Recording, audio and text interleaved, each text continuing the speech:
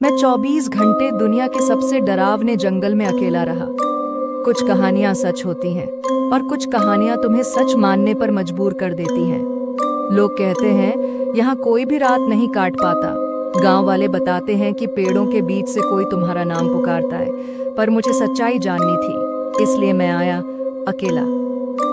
ये है आओकिगाहारा, जापान का कुख्यात सुसाइड फॉरेस्ट। इतिहास कहता है यहाँ सैकड़ों लोगों ने अपनी जान ली, पर आज मैं यहाँ जिंदा जाने की कोशिश करूंगा।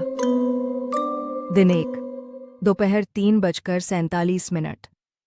जैसे ही मैंने जंगल में कदम रखा, एक ठंडी लहर मेरे शरीर के आर पार चली गई। मौसम गर्म था, लेकिन इस जंगल के अंदर एक अलग ही ठंडक थी, जैसे यहाँ की हवा में कुछ था। मोबाइल नेटवर्क गायब हो चुका था, जीपीएस काम नहीं कर रहा था। मेरे पास था एक कैमरा, एक टॉर्च, कुछ खाने का सामान, एक टेंट और हिम्मत। हर पेड़, हर पत्ता जैसे मुझे देख रहा हो। हवा बिल्कुल शांत थी, इतनी कि अपने ही कदमों की आवाज डराने लगी। कोई पंछी नहीं, कोई जानवर नहीं, सिर्फ मैं और ये अनजानी चुप्पी। मैंने जंगल में गहराई तक जाने का फैसला किया, जहां लोग आम तौर पर नहीं जाते। रास्ते में मुझे एक नीला रिबन मिला, शायद किसी ने खुद को रास्ता दिखाने के लिए बांधा था, लेकिन वो रिबन आधा कटा हुआ था, जैसे किसी ने जानबूझकर इसे हटाया हो। शाम 6:22। टेंट लगाया, कैमरा सेट किया। जैसे ही सूरज ढलने लगा, अंधेरा काली चादर की तरह सब पर छा गया। मैंने अपने टॉर्च ऑन की और चारों ओर देखा। हर पेड़ की परछाई डरावनी लग रही थी। फिर मुझे कुछ सुना, जैसे कोई कान में फुसफुसा रहा हो। रुककर ध्यान से सुना तो फिर कुछ नहीं, पर अचानक मेरे कैमरे में कुछ हलचल दिखी, एक झलक, जैसे कोई दौड़कर पेड़ों के पीछे छिप गया हो। रात 10:41। तेज हवा चलने लगी, लेकिन पत्ते नहीं हिले। टेंट के बाहर से किसी के चलने की आवाजें आने लगीं।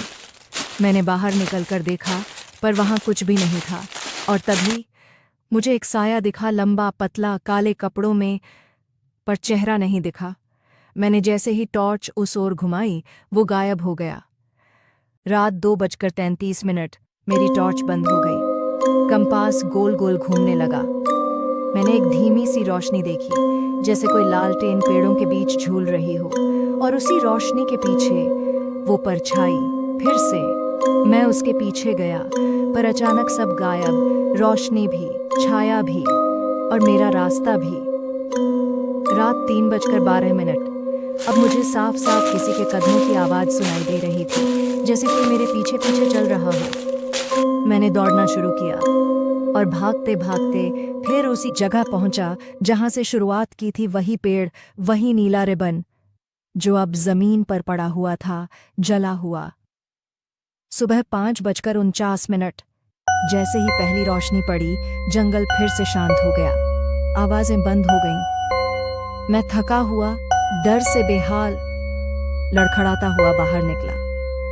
पर बाहर निकलने से पहले मैंने पीछे मुड़कर देखा, और वहां उस आखिरी पेड़ के पीछे वो परछाई खड़ी थी। एक बार फिर मुझे लगा उसने सिर हिलाया, जैसे कह रही हो फिर मिलेंगे। अब जब मैं बाहर हूं, मैं वही नहीं हूं जो अंदर गया था। कुछ अंदर छूट गया, या शायद कुछ साथ आ गया। और अगर आप सोचते हैं कि ये सब सिर्फ कहानियां हैं, तो एक बार खुद आओ इस जंगल में अकेले। क्या आप ये रात यहाँ गुजार सकते हैं?